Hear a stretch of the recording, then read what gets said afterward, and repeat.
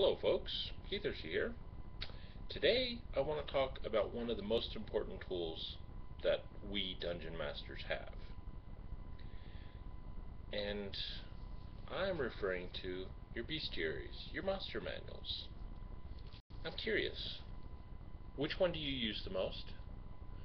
Which one is your favorite? How many do you have? Do you have a whole bunch? Do you have just one? A couple? How do you use them? Well, anyhow, I'm going to go through my collection of monster manuals that I have accumulated through the years. Now, the first actual monster manual that I ever had is actually not this one, because I actually started with the basic D&D set, which had some monsters in there. But as far as an actual book that just holds monsters, yes, my first edition monster manual. This one's really beat up. As you can see, I had to put some tape on the backing here. But I actually had bought this secondhand, and it was already pretty tore up. But I've used this a lot. Anyhow, one of the first things I did learn, and this came from one of my D&D buddies, Nicholas Borelli, when I was making creatures, and I was like, well, I'm trying to make, different variations of them, or I'm trying to tweak them. You don't have to use the stats that come in the book. For instance, there was, the orcs. I used to throw orcs all the time. But anyhow, I started trying to play with them, and kind of like how 4th edition, how there's different types of orcs. I tried that way back, 1st edition. One of the things he taught me is, it says number of hit dice, let me find the orc here, because I don't know the stats off the top of my head, which I think it's 1 hit die. And I want to double check here. I haven't looked in this book here in a little while now. Yeah, 1 hit dice. First off, my buddy had said, well, Keith, nothing says you have to use a D8 for hit dice. You could use a D12. Heck, you don't even have to use 1 hit dice. You can be like 5d12 if you want an orc. Some big brute orc. So, those are some tips for DMs out there. Also, if you find a creature, nothing says, kind of like the trolls, back in the 1st edition module, they just had trolls. Well, before I had found, there used to be, in the Fiend Folio, I believe, yeah, there you got ice trolls, giant trolls, 2-headed trolls, spirit trolls. Once I saw that, I was like, ooh, I can make up my own variations. So, you can turn one creature, take the stats, tweak them. You could give them different weapons. You can give them special powers. You could just solely use the stats on the creature as just a basis for an entirely new creature. So anyhow, oh, some of the tape is falling off. Yeah, I've had this player's handbook for probably close to 30 years now. Wow. Anyhow, that's my first one. Alright, let's see the next one here. Next one, the Monster Manual 2. I've used quite a bit of creatures. And one of my favorite creatures out of here, oddly enough, the Nycadaemon. So, and my players, they know that all too well. That it also came up, gave a whole bunch of different cool creatures to play with. So there was that one. And then I came across the Fiend Folio. I used a lot of creatures out of here. Like the Volt. I think the Grell's in here. Let's see here. See if I can find it here. Yeah, the Grell. There it is. The hideous thing. There was a time when I liked finding obscure monsters and throwing those at the creatures. And I got to a point where there were some times where I wanted to really delve into the creatures, and I would keep running them until I had them down well and played them good. So anyhow, that's my first edition monster manual. And then second edition came around.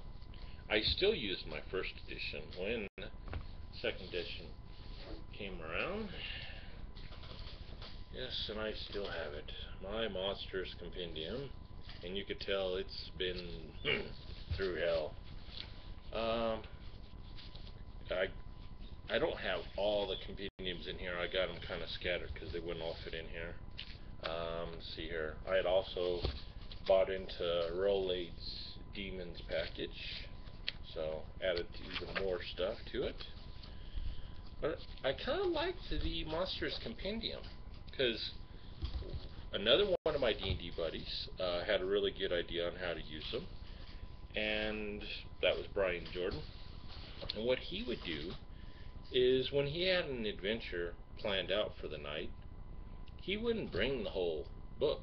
He would take the page out of the book, he'd make a photocopy of it, put it back in, and he'd put all the photocopies into just a little folder. And then that way, he had it there, and it was just, a couple pieces of paper instead of having to drag this big old monsters thing around. So that's one reason I liked about it. The bad thing about the Monsters Compendium is from using them all the time, the holes would bust. You'd get the little rings to put in there so they wouldn't, keep falling out, and that wouldn't even help. So it's got its pros, it's got its cons. The second edition also had their Monsters manuals. Now, I really am not entirely too sure. Oh, okay, so this one here must have come out first, because it's got the true second edition logo on there. And I believe this came out after the Monsters Compendium. And then there's this one. Let's see, it's got the black and red logo, which is kind of like 2.5 when they revised the rules. So that was the difference on that. And they had a couple compendiums that came out to go along with your book. So that was my second edition stuff. Yes. Let's see here.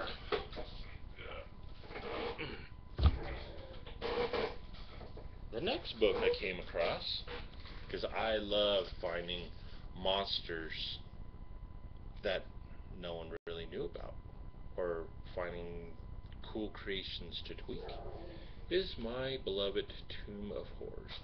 Now, I only have the book form of this first one. Eventually, I will get all the rest of them. I think there's 1, 2, 3, and then I think there's a fourth one. It's a complete that takes all three of them and puts them into one volume. And as a matter of fact, Frog God Games / Necromancer Games, I believe, is doing a Kickstarter or a Patreon type thing where they're taking a lot of these old monsters and putting them in 5th edition form, and also coming up with some new ones, I think. So I'm really keeping an eye on that. This book, I have used some monsters out there, not as much as I thought I would. But I love monsters. It's one of my favorite books to collect, so I had to get it. And then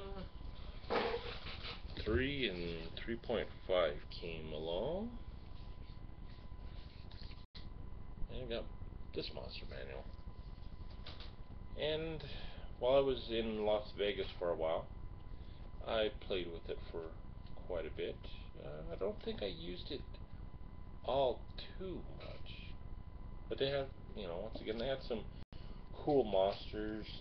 They had some new artwork on some monsters, which was really cool. And then, of course, they had the Monster Manual 2, so I had to get that one. Yep. Some more cool stuff. Yeah. It's been a while since I've looked through some of these books. So, oh, it's always cool when you go through books and you find stuff. Let's see here. No, must have just been a thing bookmarker. Hope has dragon. Dreadguard. Oh, probably Dreadguard.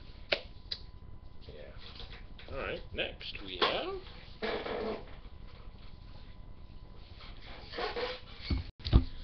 the 4th edition stack. 4th edition Monster Manual number 1 here. Now, one thing I really did like about 4th edition, they had, variations of each creature, so you could have different types of creatures. You could have your soldiers, your artillery, controllers, and whatnot. And they had templates, which I didn't find this out till towards the end of me playing 4th edition. But that's one aspect I really liked about 4th edition, is you had like monster templates you could make. Like if you want encounter with a bunch of artillery, different formations. It had different types of monsters you could pick. Let's see, I want a controller, I want a couple artillery, and I want a couple soldiers up front. So you could build a well-rounded encounter to throw at your PCs, where it wasn't just, standard, just 5 mobs that rush you with melee weapons. No, you had to really get tactical with your combats, which I did like that. And some of my players did like it too. This is one aspect which I'm hoping 5th edition at least comes up with an option to do the templates. Now, nothing says I can't go in and do it, but it sure would be nice to somehow have some way of doing it to cut down on the work for the DM. But that's one thing I really liked about 4th edition. So that's that one. And then of course we had the Monster Manual 2 with, that demon on there. I wonder if anyone knows which one that one is. Anyhow, not sure if I used Monster Manual 2 very much. I used the first one, and I think I used the third one quite a bit. The second one, not really. I'll have to go through here again. And then, of course, they had a third Monster Manual with a big old drider on there. Yes. It was pretty cool. Let's see here. I thought I saw something here.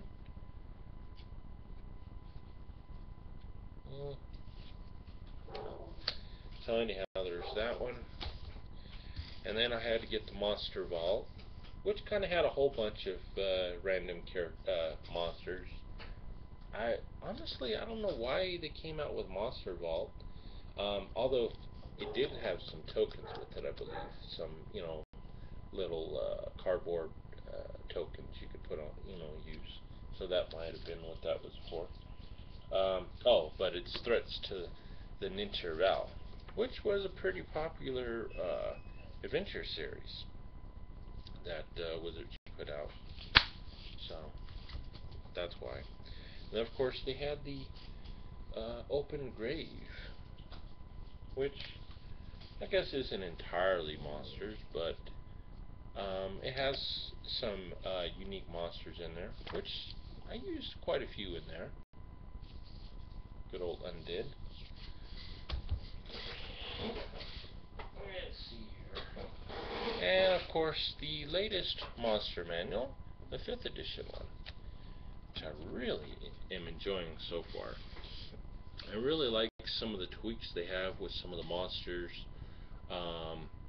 I really love the legendary actions or regional effects of some of the upper tier monsters. Gives it some really cool flavor. I haven't used it a whole lot yet, but I plan on using the hell out of it. So, and I just recently got it a couple weeks ago. So I'm still perusing through it, checking it out. So there's that. That's my collection of monster manuals, which is pretty hefty. Pretty big stack, you know. Probably 2 feet of monster manuals. And I still will go through my old monster manuals and use some creatures that aren't in 5th edition.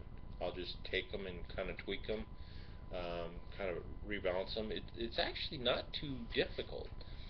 And for those of you out there, if you need conversion tools, they got Stan has one out for fifth, 1st edition to 5th, really easy, and you could do the same using the 2E stats. 2E and 1E stats are very, very similar. There's hardly any difference. So you could probably use the same one there, which I have. I have seen links for 3rd edition conversions. Now that I think about it, I don't know if I've seen any 4th edition conversions. 4th edition to 5th. I bet you they're out there. If any of you know, um, comment with a link, please, by all means. Let's see here, what else? But yeah, those are some tips I learned in my monster manual collection. So my question is to you: do you have any tips for DMs on using monsters and how to tweak them and make them your own? Also, which one is your favorite monster manual out of all these? Damn, and if I had to choose one, which one? I really like my Fiend Folio, but that new 5th edition one, that's pretty cool too. Right now, my decision might change, but yeah, this new 5th edition Monster Manual is pretty damn sweet. So I'm gonna say that's my favorite for now. Beat even trumping my old Fiend Folio, but the Fiend Folio is nice. Yeah. So I'm just rambling now. So we'll end it here. Anyhow, happy gaming, and we'll see you guys around next time. Take care.